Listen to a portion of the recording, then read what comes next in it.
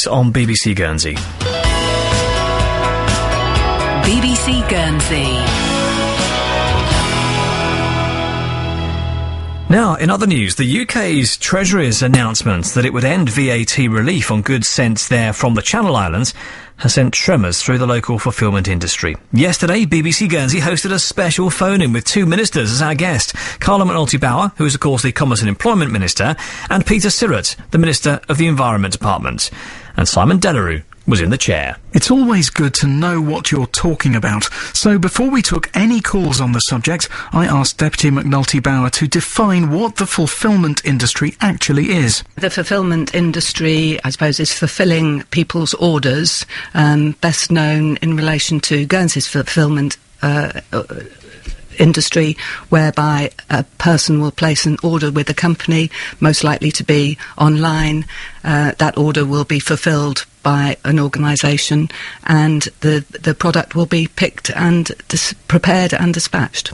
It's primarily brought in relation to flowers, because flowers that were being picked, packed and dispatched from the Channel Islands had a shelf life, and without helping and making a provision to get those goods in through quickly to the UK, then the products would have not been in a good state by the time they arrived with the consumer. The first caller to the show was a familiar voice on this subject, campaigner Richard Allen, a spokesman for retailers against VAT avoidance schemes, and he was unimpressed with the official local line. Is she fully aware of the actual directives that cover this relief and what they actually say? And specifically, is she aware of the obligation that is placed upon the UK in implementing this relief?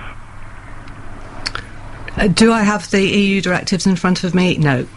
Well, you wouldn't need to have it in front of you if you knew it, because it's not actually very long. Okay.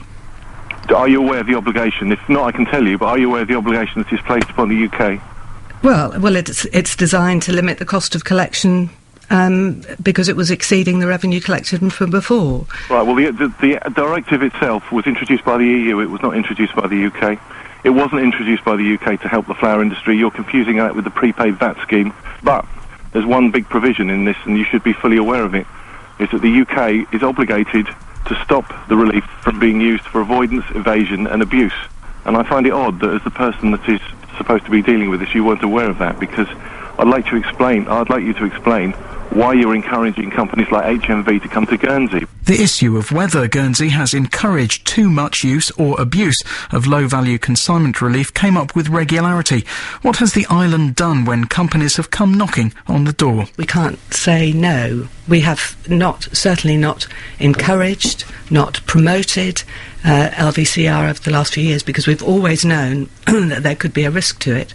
But we have not had a mechanism in our laws that says you cannot operate here. Sure, and yet you told my colleague Jim Cathcart earlier this week that you had said no to a company that had wanted to come here.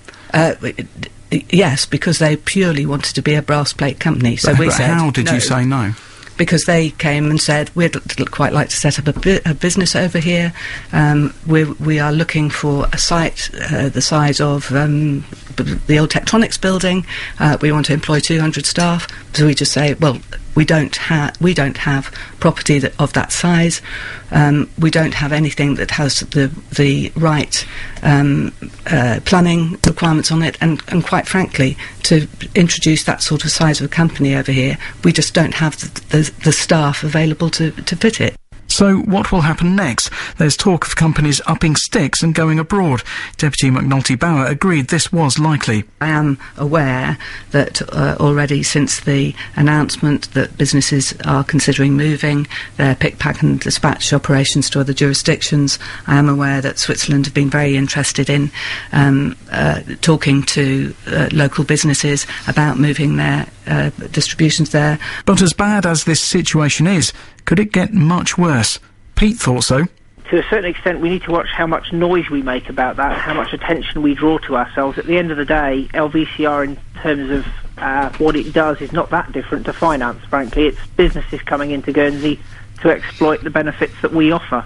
Well, I think it is an interesting point, and we do have to take all options into account in the direction of travel that we actually take. Be it if we were to consider having a legal challenge, or if we were to take a judicial review. And I think we need to make sure that we've got all the facts on the table before we make those decisions. Deputy Carly McNulty Bauer there, the Minister of the Commerce and Employment Department, ending that report by the Sunday phone-in host Simon Delarue, and Simon's guest next week, by the way,